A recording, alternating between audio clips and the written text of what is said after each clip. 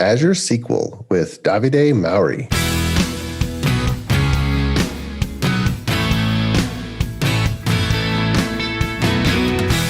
The Azure DevOps Podcast is a show for developers and DevOps professionals shipping software using Microsoft technologies. Each show brings you hard-hitting interviews with industry experts, innovating better methods, and sharing success stories. Listen on to learn how to increase quality, ship quickly, and operate well. And now your host, Jeffrey Palermo.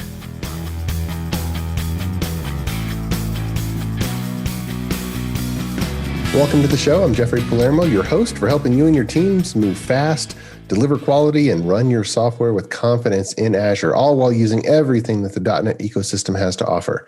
And I've been doing a ton of online user group speaking. If you run a related group, I'd love to give a presentation for your folks. Just reach out. And our sponsor today is ClearMeasure, and they make this podcast happen. They are a software architecture company that empowers .NET teams to be self-sufficient and able to deliver world-class results. And so if they can help, go ahead and get in touch. And also be sure to check out the new video show that I've launched called Architect Tips. You can just search for that, any of the podcast directories. And I'm really excited about the guest today on our show. And our guest is Davide Mauri, and he considers himself a developer that has infiltrated the Azure SQL team. And he's been a developer for over a decade, and he's been on the Azure SQL team for over 2 years.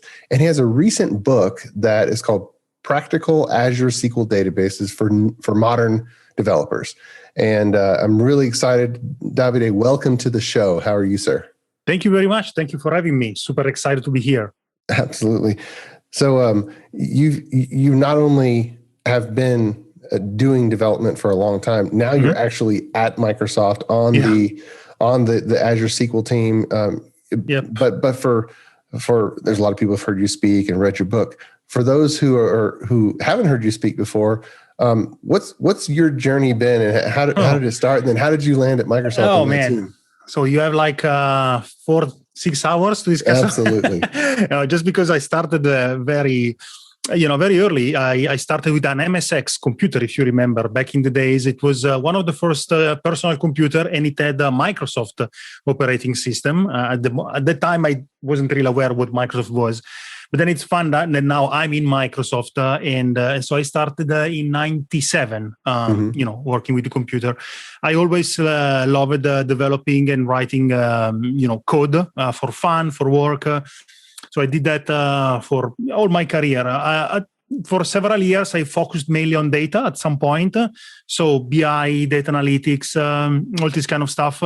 And I had my own company in Italy. Then I got an offer to come here in the US, in Redmond, to work for a startup in the IoT space. So still data and development together. And then I joined Microsoft first as an engineer and now a PM in the Azure SQL team. So definitely a long journey. Absolutely. And even though Azure was really getting started and pushing out in a big way around 2005, 2006, Azure SQL is not as old as Azure itself. And for those who maybe are not using Azure SQL yet, maybe they're using SQL Server on premise or something else. What's the state of Azure SQL? Okay, so Azure SQL is now, I would say, definitely a mature product in the sense that, SQL Server is 30 years old, right?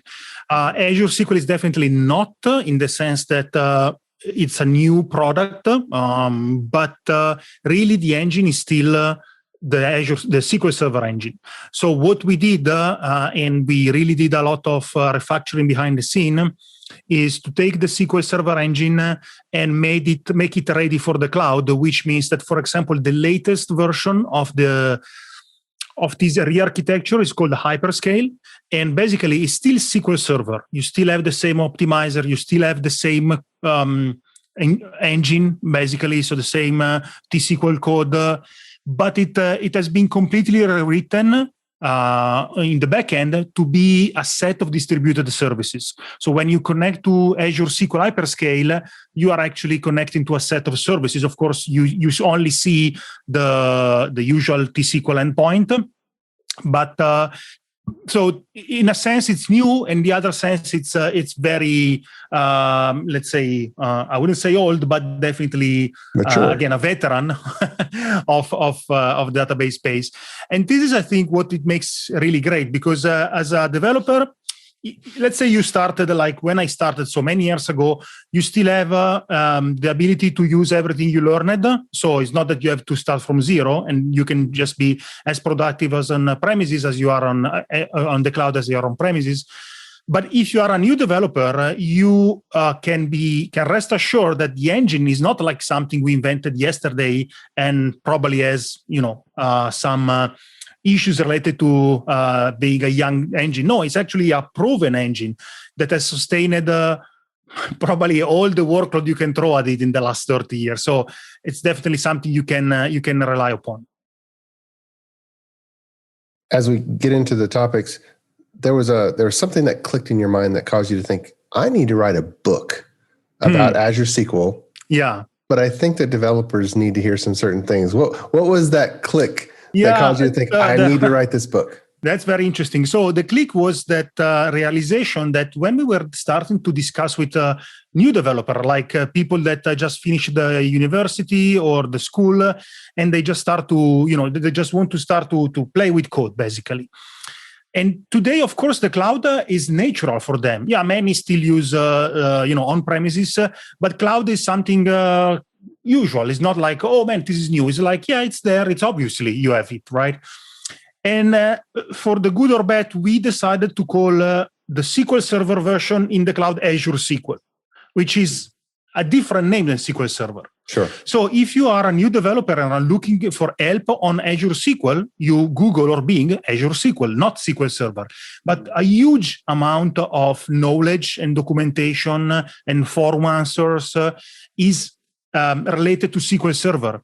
But if you don't know that SQL Server is actually Azure SQL in the cloud, it's very difficult for you to make this connection, right? So you see, maybe you are looking, to find the information on why your query is not performing as you want, right? And then you find a blog post on SQL Server. Many developers we talked with thought that SQL Server was not applicable to their use case because it was SQL Server, not Azure SQL, right? Right. So we decided to write a book for all those developers who start fresh. They literally will never install SQL Server, and so they don't need to know all these nuances, but they definitely need to understand what is the correct SKU to use, what features are supported in premium or standard, and then of course the usual content, right? Optimization, indexing, statistics, storage procedure, whatever. But we try to write it in a very developer-friendly way, and for me, as a developer, this means I have a problem, I need to solve it. So give me the practical solution. Then if I have time and if I'm interested, please also give me enough information so I can get deeper into it. But first, help me to do my job. So we tried to have a very practical approach. And then at the end of each chapter, there are at least probably 10 or 15 resources where you can go and learn more. Like, for example, in one of the first chapter, we discuss about the tables. And we just mentioned that behind the scene, there is all this relational modeling concept, right? But we never go too much into that. But then you have all the books and all the references you can, if you want, you can use to go. And basically, that was the reference I used when I started learning to get deeper into that if you really want. If you, at some point, this spark of curiosity starts to, kind of manifest in yourself. So, yeah, that's a very practical book, I would say, which is the kind of book I like. Yeah. I think back to when I was in the 90s, I took a class on relational databases, and SQL Server had just been acquired by Microsoft. But just regardless of the product, relational database theory and the different levels of normalization. Yeah, there's that there are developers that are coming into workforce that don't really go into normalization as much. No, right. And so regardless if it is SQL Server Express, LocalDB, Azure SQL, whatever. Yeah, any database. Thinking about how to organize data in that fashion, are there any rules of thumb that you found that, okay, you need to know these things? You maybe not need to know all of it, but you're in a world of hurt if you don't know a few of the concepts. But what is funny, and I think that's the challenge, right? That I want to be honest. When I started, I wasn't really interested in databases. I was really interested in basically, performance tuning, all this kind of stuff related to code. And then I switched to database because I found that when you have enough data, performance tuning is really important also in databases, and that's what I was passionate. I'm still passionate about. So I moved there. But at the beginning, again, all the theory was like, man, this is the usual theory. I know it's it's theory. I need the practical stuff. And luckily, I found a book, a very interesting book, and I think the title is Relational Model for the Thinking Practitioner by Fabian Pascal, that opened my mind. Like, this book explains to me the problem I'm seeing and how to practically solve it. But then it reveals to me that why this problem is solved in that way and why theory could help me to avoid this problem next time, right? So I started to get involved in that. And I think this is a very good way of learning, at least for me. I'm a very practical person. And if I understand something and I apply it to my day-to-day work, it's much easier for me to keep it in mind. So I really wanted to start from the practical approach and then move to the theoretical one. And funny is that now I think I understand it pretty well. But what I notice is that this kind of path is now being followed even by, for example, non-relational database. So if you followed MongoDB or Cosmos or any of these document database, they started completely saying, we are completely, agnostic to the schemaless, whatever. And go to this website and they talk about normalization. Which is schema. Yeah, because at the end, if you remove all the practical stuff and you just keep the idea, it's still something valuable for everything, because basically normalization means just avoid duplication, or at least know what would be the side effect of duplication, and then decide if that side effect is something you want to manage and you are fine with that, or you are not. Just it's better for you not to use it because it will just cause more damage than help. Right. Oh, that's why I at some point I also wanted to get deeper into the the theoretical aspects of it. And and I think then I'm just a geek and I like the logic and the math and stuff. So right. Now Azure SQL, there's plenty of our clients have been moving to Azure and Azure SQL kind of lifting and shifting the databases. And what they're finding is they kind of model it out with existing databases and say, wait a minute, it's so much cheaper to use my own SQL server installed on a VM than it is to use Azure SQL. Then we do a little bit of tuning and we take the DTUs down from 1,600 down to 20 with some tuning changes. Can you talk about, because that's a concept of understanding what the heck the DTU is, and how to make a database in Azure not cost so much. Okay, so that's interesting because so the official answer is that we are now favoring vCore approach, which is basically just a more typical way of dealing with resources, right? Even in Azure right now, aside from the queue, we introduced this model called vCore, where you can choose how many vCore and how much memory your database will have. It's very similar to what you have on premises. Personally, I like the queue, much more because I think it's a much more cloud-oriented way. But I think we introduced it too early, because back in the days, people that were starting to use the cloud were also people that were very good on premises. So they were looking for something that was kind of similar in concept to what they have on premises on the cloud. Instead, we introduced the DTU, which I think it would have been perfect right now, because if I'm a new developer and I start from a DTU and I notice that my 100 DTU database performs X, and I want to have performance 2 times X, I just have to double the DTU. Mm-hmm. But DTU is something completely, it's just a reference system. So you need to set a reference to say, this query works well for me at 100 DTU. But then if I need to have it faster, or I need to have more data, I just need to increase the DTU. So if you start with that mindset without knowing vCore and memory, and you always reason in terms of DTU, that's okay. You just know that 100 DTU means that performance for your database, and if you want to improve the performance, you increase the DTU, and you can expect that you twice the DTU, twice the performance, or something. Of course, this is very kind of optimistic approach, but just to give you an idea. Yeah.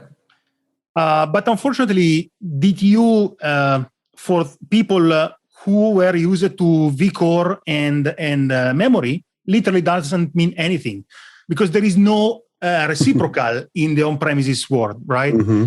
So I think we had a great idea, but probably introduced it too early. And so right now, what we recommend is to use vCore instead of DTUs, just because people are so used to vCore and memory. But because otherwise, a DTU is a mix of I/O, memory, and CPU. Which mix exactly, no one knows. It's because at some point we just took a reference system and said, okay, this query, it's like a meter. What is a meter? Well, you go to I don't remember where, in the museum, I guess in Paris at Louvre, you take the meter, and that size is the meter. Right. It could have been like that, right? Or like that. The point is that you just need a reference system. And once we agree that reference system is used by everyone, everyone call it a meter, and that's a meter. And this is like DTU. But I guess it didn't really resonate well with people at the time. So again, right now we offer both. DTU for those who prefer this kind of simplified way, and vCore and memory for those who prefer to be able to exactly say, I want to have, let's say, 2 core and 8 gigabytes of memory, and that's it, which is more similar to the on-premises world. Okay. But there is literally no way for me to say 1 DTU is like, 1 core and 1 gigabytes of memory. No, unfortunately. Yeah, hence the problem. It doesn't work that way. Yes. I found myself telling clients 100 DTUs is like 1 full dedicated CPU core with, quote, enough memory.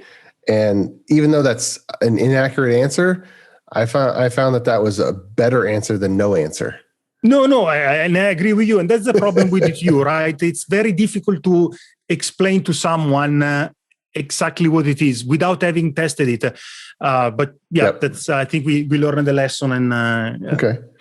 So with the developer's journey into using Azure SQL, let's just kind of start their process from the very beginning. But even before we get to deploying to Azure SQL, local on the workstation, do you find it's best for developers to use SQL Developer Edition, Express, LocalDB? What's your opinion about that, just for the local developer workstation? Yeah, no, I guess I would recommend still to go with the developer, because you have the full potential of Azure SQL also. So, for example, if you want to use a column store, you can.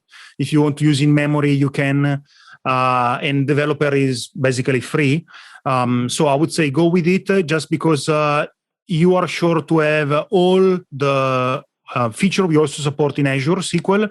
So it will be probably the easiest way for you to use it to make sure that you take advantage of everything. Now, having said that, it's also true that in Azure SQL, we release more often than on premises.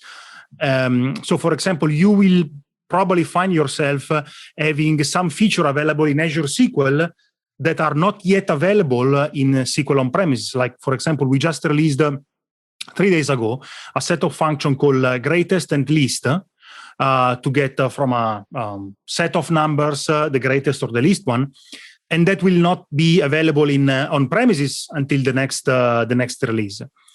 So if you really want, if you are developing something for the cloud, another option would probably be also use, for example, Azure SQL Serverless to have a development database in the cloud, spending the least amount of money possible, because serverless, you can set it to also even use like Alpha Core, so it's very cheap. So that's one option. But if you need to work locally offline, then yes, SQL Developer is definitely the way to go. Many thanks to our podcast sponsor, ClearMeasure.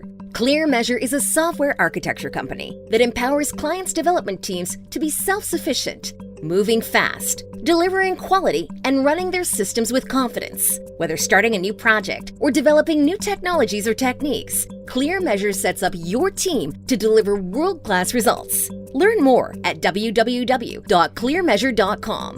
ClearMeasure, empowering software delivery.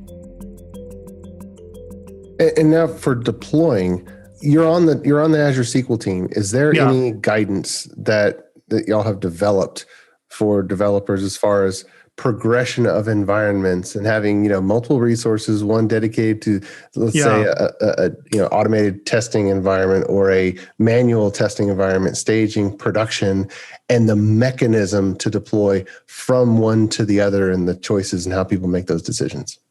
So I don't think we have any official best practice. I can tell you mine, which is also, again, discussed in the book. What I definitely recommend is to use Azure GitHub Actions or Azure DevOps to streamline the deployment. And deployment can be streamlined because both tools, and I guess also TeamCity and Jenkins will allow you to do that. But for example, for GitHub Actions and for Azure DevOps, we have a specific action or task that would allow you to take a backpack, and I will explain or Backpack, explain in brief in a few seconds what it is. But basically, it's kind of a snapshot of the scheme of your database that can be deployed. So you have a file at the end that contains all the definition in your database, and you can deploy it. And so you have an action that can take this file and then can deploy it in Azure. So basically, you take the snapshot of your database, just the schema, deploy it in Azure so that the Azure database is in sync with your local schema, for example. And this is supported by both GitHub Actions and Azure DevOps. This is if you want to do what, and I know you are an expert on DevOps, so correct me if I'm wrong, but this is what it's a typical deployment. If you like what I call it, at least, database first and desired state deployment. So basically, you first create your database locally. Then you take a snapshot that represents the desired state you want to bring the Azure SQL to. And then you use this file to, put it in your CI/CD pipeline and bring that database in whatever state it is, because maybe someone added the column without you knowing it or whatever. But you want to ask to the database, do any action required so that the database in the cloud is exactly equal from a schema perspective to the snapshot I have taken. So if you have to alter a column or add in a new column or create a new table or drop up table, I don't care. You do whatever you want. You just make sure that at the end of the process, the database is in the state I desire. And this is one approach that's very well supported by tools. We have the SQL package executable that allows you to create and deploy that, and then also supported by CI/CD pipeline. Personally, as a developer, I prefer to have more control on exactly which script are executed against database, because as you can imagine, this desired state approach is more like, I don't really want to take care of database myself, so go and figure out what scripts need to be executed, right? Right. If for any reason you are passionate about it or your database is super critical and you exactly need to know what are the steps and the scripts that will be executed against database, you have two options, I would say. One is using migration if you do a code first approach. So if you use like EF Core or Django or any of these tools that will allow you to do the migration. Or, and this is the one I prefer, I try to be very good at keeping all the script I create and I run against my database. So I create my table. I have a script that does create table. And then I do an alter table or I create a procedure and I keep all my scripts. So I just need something that will apply my script in the correct sequence, making sure that if I rerun the scripts, they will not be applied again. So for this, I love a tool called DBApp, which is an executable that you can just, put it in the CI/CD pipeline, provide a folder with all the scripts, and it will automatically apply the scripts for you as long as they have not been applied yet. So you have at least 2 or 3 options depending on how do you want to split them. Yeah, that tool's put out by the Octopus Deploy team. Oh, I didn't know that. Okay, I just used the tool. I love it. It's a great tool. It's a great tool. Oh, yes. Especially for me when I have to deploy large. Well, I don't do it anymore, but before when I had to deploy very large database changes to existing database, and I really wanted to be sure, of the deterministic sequence of what would have happened. That was definitely my way to go. Yeah. Yeah. Okay. Cool. I didn't know Octopus Deploy did it. Yeah, and gosh, there's been such a long history of database deployment tools. Good. I'm always fascinated to know choices and the rationale behind choices that are born from real life experience. Yeah. And why one was chosen. Even though, there's plenty of tools that could do the job. Yep. There's people who've done a lot of software. They've picked one, and there's reasons they've picked one. Yeah. And with database, I'm personally very picky because especially with big one, if you are in production, you really want to know exactly what will happen before it happens because you need to be prepared, right? So, yeah. Okay. Now, so someone's deploying, they're using Azure SQL in production. What is the monitoring story, the monitoring tools, telemetry, so that they know exactly what's going on with that database? Oh, that's interesting. So there are so many tools. Let's start from what we provide in Azure. Right now, I think 2 weeks ago, we released something. I think it's very, very good. It's called Azure Monitor Insight, something like that. Let me look up the name, but I'm pretty sure it is Azure. It's basically an agent, well, actually a solution based on a Telegraph that will actually read data from the DMV. Yeah, Azure Monitor SQL Insight, which is just being released in preview 1 month ago. Now, okay. Yes, 1 month ago.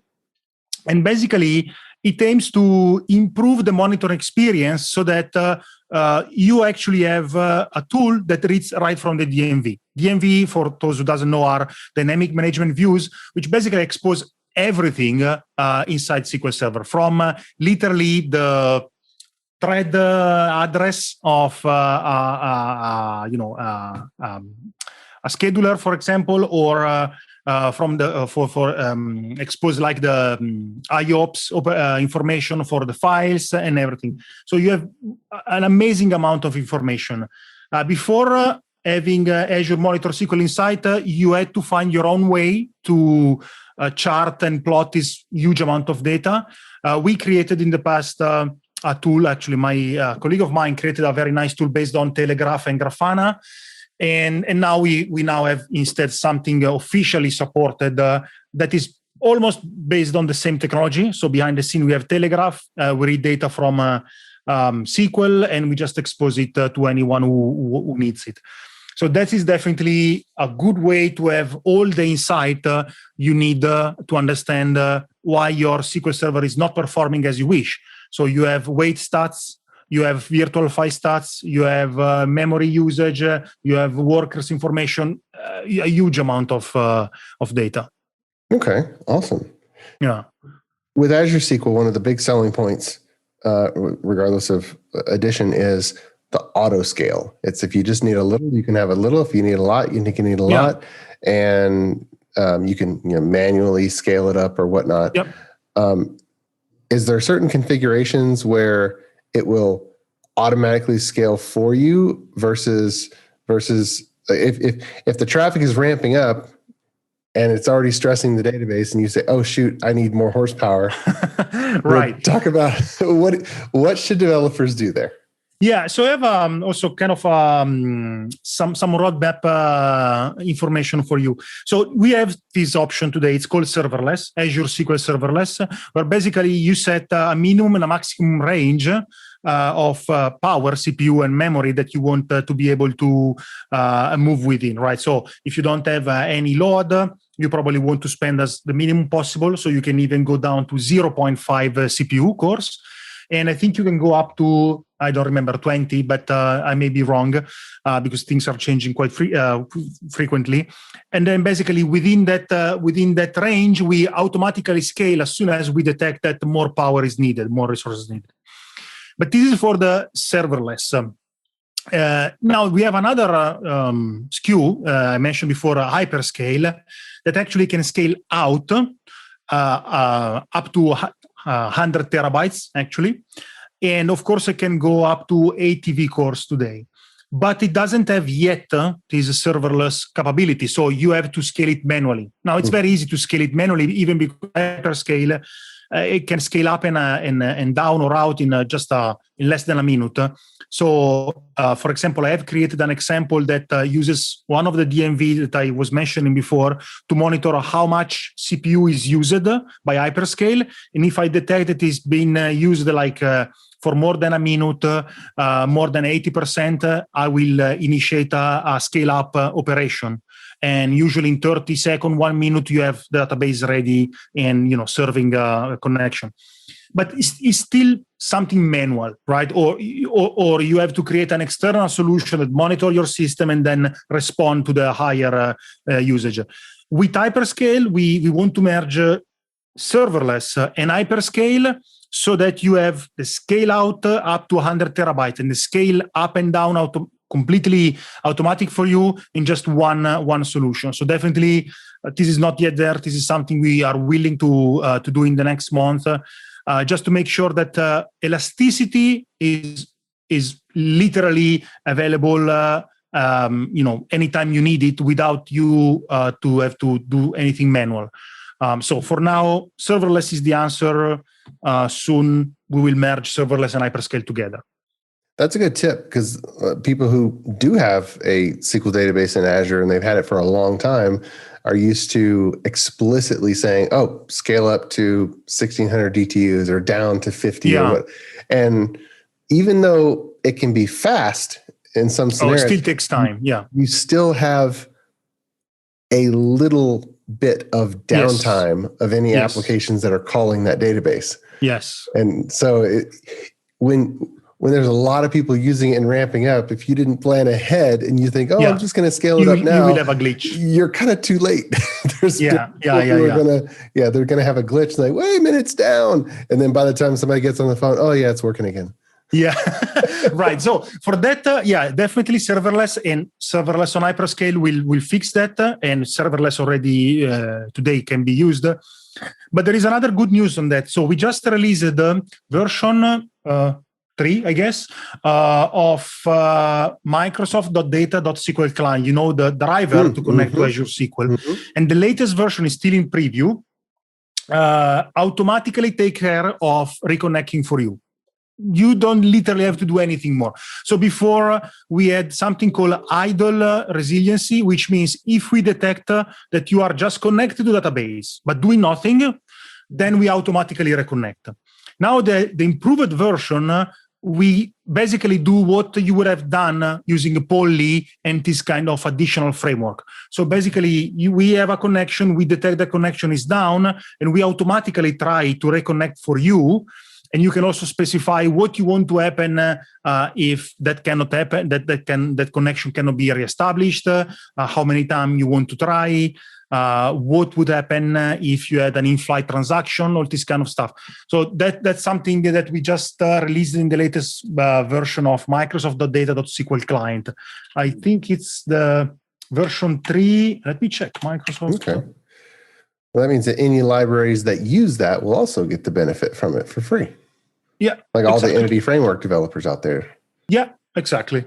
Nice. I think also, besides that, Entity Framework already has something even more advanced than what we did in the in the driver, because of course entity framework is more specialized, so can have more, can assume more things about how you are using your connection. But so Microsoft.Data, let's see, the latest version should be the 3 preview.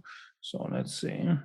Yeah, 3.0 preview 2, released 12 days ago. So that's something you probably want to try just to see how the reconnection policy works. It's pretty interesting. Awesome. Well, I tell you what, we have packed this interview with a lot of great information for developers on Azure SQL. So I want to really thank you for coming on the show and sharing not only what's going on with the Azure SQL team, but also the insights that you've packed into your book. I'll give it another plug: Practical Azure SQL Database for Modern Developers. Yep. And anywhere books are sold. Well, everywhere. There is one famous online bookstore where you can find it. Apress.com, I imagine. Right, exactly. Very good, very good. Well, Davide, thank you so much. Thank you. It was super exciting to be here and sharing with you everything I learned in the Azure SQL team. So, thank you very much for having me. Oh, fantastic. And until next time, keep shipping. You've been listening to the Azure DevOps Podcast, a show for developers and DevOps professionals shipping software using Microsoft technologies. Go to www.AzureDevOps.show for show notes and other episodes. On behalf of your host, Jeffrey Palermo, and our sponsors, thanks for listening, and may God bless you.